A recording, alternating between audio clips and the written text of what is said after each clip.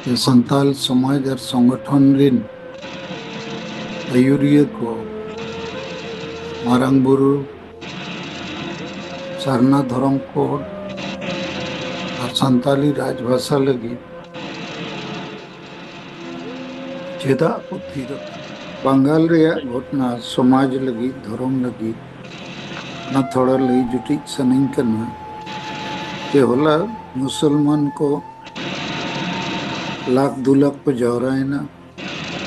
मुर्शिदाबाद जिले रे और बाबरी मस्जिद बनाव लगी उद्घाटन के आको शिलान्यास किया ओना जवाब रे तेहिं हिंदू को ब्रिगेड परेड मैदान रे कोलकाता 5 लाख गन को जवरायना गीता पाठ लगी तो नवा उदाहरण दो नवा लगी तीन लगी है तो उनको तो आपका समाज और धर्म को दुलड़ा ओना लगी ओंडे को जवरायना आको तेगे और आबोरिन होड़ तो समाज या दुलड़ धर्म रे दुलड़ बनुआ भाषा रे दुलड़ बनुआ ओनाते अडी आट कमी अदो सिंगल सेट पे जहां वो चेष्टाए आट रे हो अबो भेगार भेगार टेक्निक ते नोबो सिंगला उथनवा आधुनिक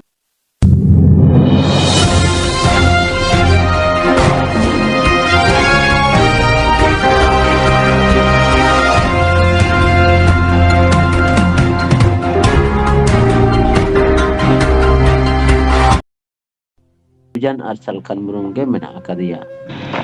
दोसर कथा जहां सरना धर्म रिया उड नवा लई तेदो आदिवासी सेंगल विजन और सलखन मुरुम के रेल रोड चक्का जाम धरना प्रदर्शन रैली मिছিল विभिन्न समय विभिन्न रकम कर्मसूची हो का जवन 5 राज्य रे के मिटे मरांग मरांग जनसभा हुई चो का मेनखान नुकु नवा इदी कते हो एटा संगठन दो नवा रिया कोई उनका आंदोलन बांग ᱧᱮᱞ kana ओना लिखते वो हो नवा रे बोलई दाड़िया जे आदिवासी सेंगल विजान के केटे सी रोड kana आर झारखंड राज परसी रिया और जब नोडे कविराज गोंके लई के तबन गया अबु आदिवासी संगठन के जहां दो असेका अबु आदिवासी संगठन के नुकु मजी परगना महल अबु आदिवासी संगठन के संताली राइटर्स एसोसिएशन को नुना गान संगठन आदिवासी ᱧᱩᱛᱩᱢ ते मेना आका मेनखान एक दिन होनो संताली राज परसी रे कथा दो बाको रोड लेया इते लई रकब के तबोना उनको मना ऑलचिकी मिशन रे झली थली कते मेना आका को जे ऑलचिकी मिशन नित 100 साल पूरे ते चला कना से निये शर्मा के काना 100 साल पूरे कना अदो उनको तो ओना साई शर्मा ऑलचिकी मिशन न को मनाव कना मेका साई शर्मा हुयु हर बार साई शर्मा हुयु से जहां तिने साई शर्मा हुयु यदि झारखंड रे संताली राज परसी बाई बेना आ ताले खान मामा बेकार गया आतो तो टोला टोला हबी ऑलचिकी को चीद मा मेनखान संताली ते यदि ऑल पढ़ाव के बाई हुआ संताली भाषा रिया डेवलप के यदि बाई हुआ मेनखान ऑलचिकी सेड़ा कते कोई लाभ बाई हुआ तबोना ओना लिखाते अबु दो मेन कना संताली भाषा राज परसी हुई दरकार संताली तेगे टीवी दूरदर्शन से आदास अड़ी को इलेक्ट्रॉनिक्स मीडिया में आका ओना कोरे संताली ते जदी जतखन कार्यक्रम बांग ए तो हबोआ ताले ओना रिया अबु दो फायदा बाबो नाम दाड़िया ओना लिखाते अबु गोंके संताली राज परसी साव तेगे एटा कमी हो जाते लगे ते हबो मा नोरिया कथा हिसाब रका बकादा आ नित नोआ के नितो नोई नोटिस आकार रे नोआर गे कुई मारंग चैलेंज से कुली उनको टे दहो का चेदा तिहिन नोआ चितारे उनको बाको रोड काना अबुरन गोंके के थोड़ा नोआ मिटे कथा विमु गोंके जिनी रकाब ले आए ते घाटशिला रे उपचुनाव हुई ना भारत जकात मजी परगना महल पहाटा से खोना और उनको को लई किया जे निये था तो अबू जेएमएम के वो सपोर्टिया मेनकान नुकु हर नवा संगठन पहाटा से खोना झारखंड रे संताली राज परसी हुई मानवा चिदा बाको रोड कना सारना धर्म कोड हुई मानवा चिदा बाको रोड कना मारंग बुरु चिदा अखरिना नवा चिताने चिदा नवा काउंटर बांग हुई कना सरकार चितारे नवा पैसा चिदा बाई बेना कना कारण नुकु तो गुलाम कना को नुकु तो नवा चितारे बाको रोड़ा जे मेरेन पेट परिवार निजे सार्थो लगित ते कना को नुकु तो समाज लगित दो बांग कना को समाज रेन हड़ को लगित ते दो बांग कना को आकुआ परिवार आकुआ लाज जुदी पेरेट इना ताले खान नुकु तो नियर गे जथेष्ट ओनाते अबुरन गोंके ले के जे आदिवासी सेंगेल अभियान के मिट्टे समाज रिया चिंता भावना रे मेना आकादिया समाज सुधार रिया कमी रे मेना आकादिया और ओनाते के अबु तला रे मोड़े गोटे पॉइंट आकार रे समाज सुधार रिया कथा हिसाब रकाब कदा के मजी परगना व्यवस्था रे अबु सुधारा नेशा मुक्त समाज बनाव रे नोरे अबु कमिया नोरे नेशा टोटली बचावाया अंडी बदलते बरलदा ते व्यवहार करते अबु समाज कमी बो तोरावा तेसर हुई कना अबुआ भोटा राजनीति रे चौथा पॉइंट हुई कना अबु जहां तीना अलो कोड़ा कुड़ी चक्री जीवी हर मेना कोआ नुकु को चितान रे तिहिन नित हबी हो समाज उइहर समाज चितान रे गड़ो समाज चितान रे गड़ो कते आंदोलन नित बाको संगे हर बाको नेलोक खाना नुकु ठे जुदी नो बिचार बो सेटेरा थाले नुकु को आकु को बिचारा अनारे गड़ो दरकार खाना और मुझे रे निथाबिते नंकाना बांग नेल काना इटा संगठन ठे नंकाना कथा आवाज बांग रकाब काना जहां दो महिला को चिता समान अधिकार अबु मा जहां जायगा रेगे वो मीटिंग अबो रैली अबो अबु समाज क्षेत्र तो महिला दो ओने दावगे बाको माकुआ ती आचार रे बिचार महिला जे चला बाय न्यामा अब जाहिर थाने महिला चला बाइनामा नोंकाना अबुरन मारे व्यवस्था रे मझी परगना नुकु हुइप को जरिए का आद नोआ दे एकमात्र सलखान मुर्मु गे नोआ कथाई सामांग का आदि हड़ को मने दाड़िया पागल लेका नुका कथा को ना कोई सामांगिया ओई समाज लगिते पागल कना समाज लगिते उनी जहां कोराव लगाया ओनाई कोरावा राजा राम मोहन राय ची लेका आकुआ समाज बदल लगिते कठोर के साथ आए कमी लिया ठीक अबुरन जियोद मंगा सलखान मुर्मु हो कठोर के साथ समाज रिया भले लगिते दो नुई नुआ कमी रे पूरे केटेज से ही आया बिचार ताहे दी कना आदो चलो अब नुआ लगिते के अब दायित्व के साथ नुआ कमी वो बढ़ावा प्रत्येकटी जायगा नुआ सेंगेल रिया पूरे टीम एकदम ग्राउंड हबी बो सेटेरा नुआ बिचार अबु किंतु अबुरन कर्मी के चितान बेस हबी सेटर तबन पे नबो सेटर लेखा के अबु बो जीत करो आदमा इन नुआ तला रे थोड़ा ᱧᱩᱛᱩᱧ ᱧᱚᱜ ᱟᱫᱟ ᱡᱤᱛᱚ ᱫᱟ ᱟᱵᱚ ᱜᱚᱝᱠᱮ ᱛᱤ ᱛᱩᱞ ᱠᱟᱜ ᱛᱟᱵᱚᱱᱟ ᱜᱚᱝᱠᱮ ᱠᱟᱛᱷᱟ ᱵᱚ ᱟᱸᱡᱚᱢᱟ ᱢᱟ ᱥᱟᱱᱟᱢ ᱠᱚ ᱡᱚᱦᱟᱨ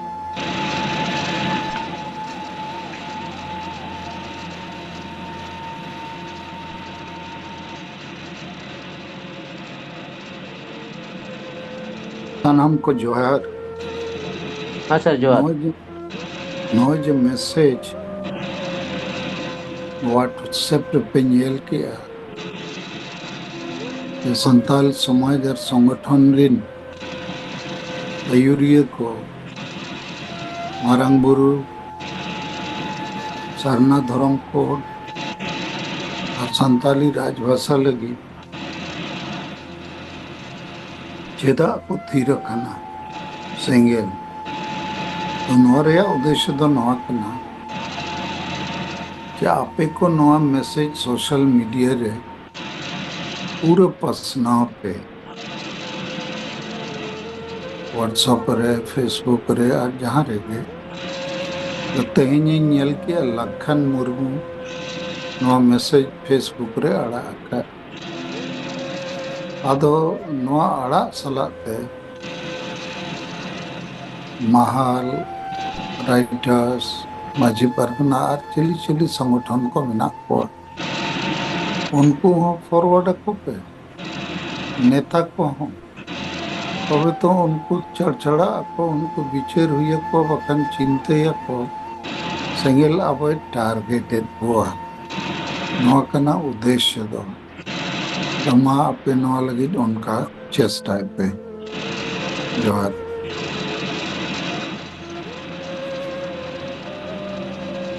जोहार अबो तला रेनो गोंके और दोहरा ते लई जुतात बोना अदा सरीगे जत्तो हर जुदी नोआ बो शेयारा और जत्तो हर अपन अपन फेसबुक रे नबो डालावा ताले पूरे नोआ शेयारवा पूरे जनता ठे सेटेरवा जत्तो हर ठे सेटेरवा और उनको नोआ रिया कथा बिचार तेगे लगाव को सेंगेल अड़ी मारांग कथा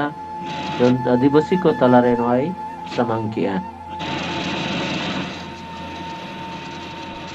आदमा बाकी को आरो जहां उनका कथा को विचेर को दोहयो दी तबन पे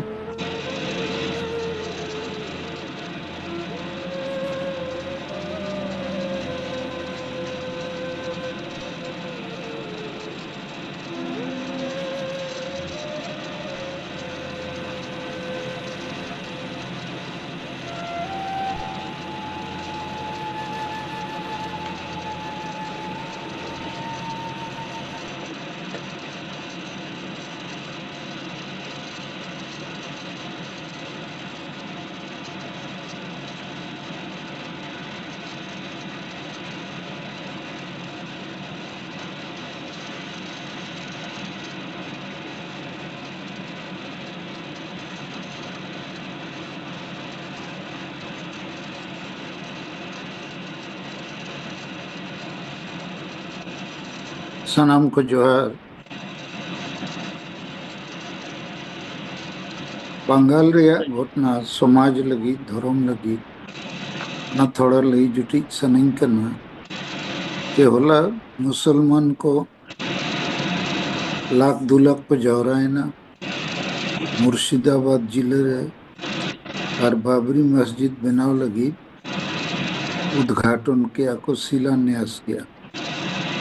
ओना जवाब रे तेहें हिंदू को ब्रिगेड परेड मैदान रे कोलकाता 5 लाख गन को जवराए ना गीता पाठ लगी तो नवा उदाहरण दो नवा लगी 3 लगी है तो उनको तो आपका समाज और धर्म को दुलड़ा ओना लगी ओंडे को जवराए ना आको तेगे और अबोरिन होड़ तो समाज या दुलड़ धर्म रे दुलड़ बनुआ भाषा रे दुलड़ बनुआ ओनाते अडी आट कमी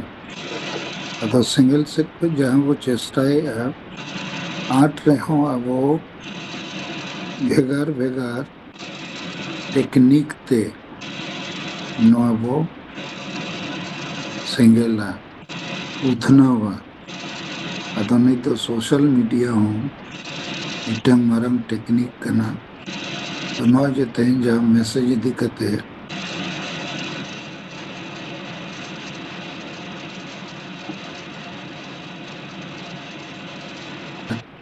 सुते सोशल मीडिया रे और पिक्चर ये सरी गाली को से धर्म कोड रे नहीं तो बाबू नाम दे नॉन प्रति काम लिया तो को नवानी को प्रोत्साहित खाना चिकी रे बना को कुछ गान संगठन में का चिकी आते तो चेक करन बांचा लिया आमा धर्म रे बाय तहाना संस्कृति बाय तहाना आमा लाइलाचार बाय तहाना तले चिकी तक चिके और उना हो तो अब जो अब जेरे दूंगा जो बाई समाज ओडिशा राजभाषा लिखते 22 सेलेक्ट दले किया संविधान रे 22 सेलेक्ट किया है ताहले तो तेहे ओडिशा चिकिया गुरुत्व हो बाई नाम किया अदो किछु भूल होरा भूल कॉन्सेप्ट खातिर तेगे आदिवासी समाज दो बुझु आगे जला तो रही ठंडा नहीं दे रहा किछु दिन मारांग अबो जहां कथा को रोल लेता लेदा जे धर्म गुरु ते नुई ऑल गुरु नुकिन खन हो अब जीवेद बुंगा मन सालखान मुर्मू गे मारांग आय आया बिचार तलाते आया कॉन्सेप्ट तलाते आया कमी तलाते ना सरी कथा कान गया नु अदो होय जे आदिवासी निना गान राइटर एसोसिएशन आसेका माझी परगना महल जेएमएम राजनीतिक दल नुकु चे को चिकेदा चे कमी रे मिना को आदिवासी निथो आदिवासी कोनो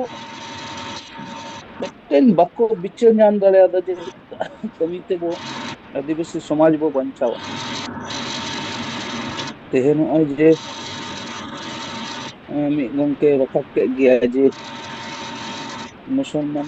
से तुरुक को जहां बाबरी मस्जिद इदी कते जहां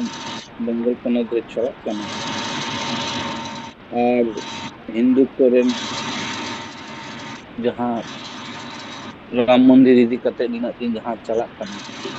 अदो तले तेहेन दो अब दो चिके अब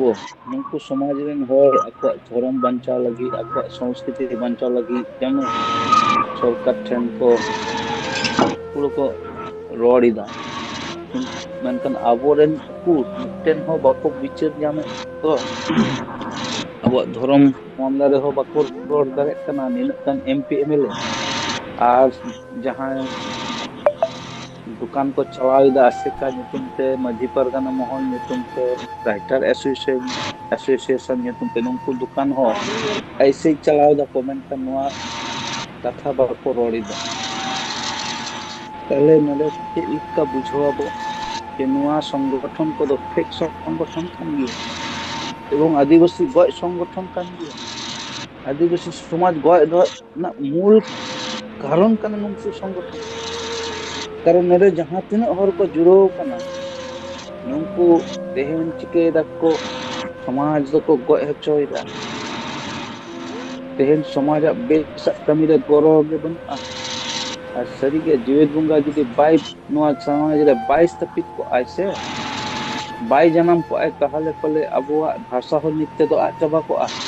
धर्म हो नित्य तो आचबा को आ चे हो बाई बंचाव को तेन अदि सरहाव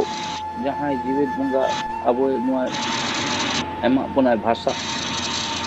सरी कथा कान गया तो होय जे ए मुर्शिदाबाद रे बाबरी मस्जिद बिनावना जहां कमी होरा रे तीनों हो लाख लाख इटो बेमर कते को इदीदा लाख लाख टका पैसा ओना अकाउंट को एमिदा आ रैली मीटिंग कते को सेनिना उनलो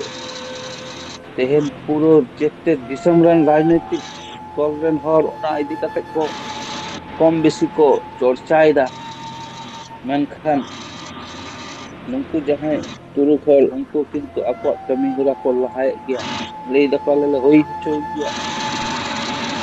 अदो होय जे मेटन मारंग मेटन आपा जीवी माने निनो दिन धरे चला कना बाबरी मस्जिद मामला प्रथम तो अयोध्या पहाड़ अयोध्या रे एना वेस्ट बंगाल रे ताहले तेहन अबो मारंग बुरु अखरिंग रे उकुल मिटन होर को गोरो अबो रैली मीटिंग मिছিল तो उकुल को रोल लिदा हेमंत सोरेन विरोध रे अर्थात अबो तले चिले कना अबो अबोलन मनमी चिले कना को जे आको धर्म बंचाव रहो को आको भाषा बंचाव रहो को आको इज्जत आबादी बंचाव रहो को शुद्ध हंडी बंचाव रे को कथा अदि दुर्भाग्य नुकु गण संगठन को निजे व्यक्तिगत भावे नुकु को आपे नित खान नित संगठन दो बंद पे जहां को संगठन के समाज गुजुक कने नो संगठन दोह कोन बांग दोह के भागे नुकु हटन सना पे जे नुनु दल खन को बहिष्कार के दिया मेनखान आको समाज लगी नई किंतु रोड किता हिमंत विजय बाबरी मस्जिद बनावा और हर को गड़ो आदेया ताहले आम मिट्टन संगठन बनाव केते आम तो चेम चिके किदा सरकार चामचागिरी छाड़ा वेस्ट बेंगल रेन दो जहां तिना मेना को आसेका ᱧᱩᱛᱩᱢ ते दुकान को चलावदा माजी परगना महल ᱧᱩᱛᱩᱢ ते राइटर एसोसिएशन ᱧᱩᱛᱩᱢ ते लाते सीपीएम गुलाम को चामचागिरी को कुराव नि तृणमूल कांग्रेस चामचागिरी को कुराव गपा जुदी बीजेपी सरकार हिजु नोडे बीजेपी आहो को चामचागिरी या समाज टा कोई लेना देना बनो चे चिके शुद्ध आपे खातिर ते बांग पे कमिया और बांग कमी आपे जाओ बनो अरे सरी के नुकु संगठन को अदो लगा में तो चे होबन समाज गुजु रहो अदो निया के अब को रोड़ा निया संगठन को तो फेक संगठन कन मा अदो निना किन दोला सनाम को के जे आबो हो नितो सत्य सही रोड ही तबना अब जीवित बुंगा कांसेप्ट तमाम भारत रे को पसनाव मा आतो आतो अब बिचे बेरल दा कांसेप्ट सारना धर्म कांसेप्ट राजभाषा मा झारखंड पनत रे नुआ को कांसेप्ट और मारे डहार बकते नवा डहार पिक्चर को तमाम और वो अपना चकुआ हो तबेगे आतो रे जस्तो खन नुआ परिवर्तन बाय आतो तो खन अब समाज दो नुआ को बाय बुझवाय बाय गड़ो आय अब निया के नेहो जेते लीडर को ठन से अब हो कभी को एहोब मा केते न्यो अब लीडर को मा सनम को दोते जोहा